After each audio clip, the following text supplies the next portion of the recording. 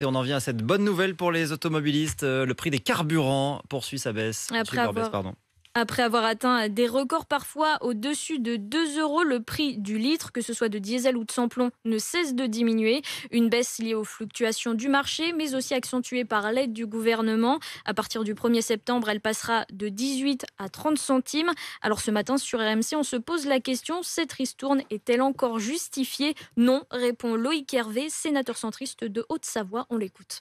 Ça ne vaut pas le coup de dépenser des milliards d'euros pour faire baisser le coût du carburant. Il faudra lever ces mesures parce qu'elles coûtent horriblement cher. 4 milliards 500 millions d'euros, c'est la somme dont on aurait besoin pour rénover 9000 km de petites lignes ferroviaires.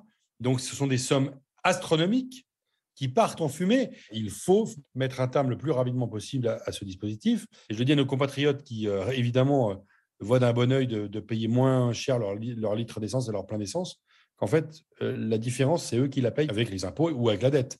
Mais au contraire, répond le député Renaissance de l'Hérault, Patrick Vignal, ce coup de pouce se justifie car il soulage beaucoup les automobilistes. Il fallait, nous, qu'on fasse une ristourne pour cette France périphérique qui fait 120 km par jour, qui a triplé son pain et qui ne peut pas aller une fois par mois au restaurant. Et imaginez comme ça va vite. L'essence va redescendre, mais dans un mois, les prix de l'essence peuvent basculer. Malheureusement, ce monde navigue à vue. Voilà, en fonction de la guerre, en fonction des accords russes, chinois. Donc, moi, je pense qu'il faut qu'on garde cette ristourne. On ne peut pas continuer avec des gens qui, à la fin du mois, ne puissent pas remplir leur caddie.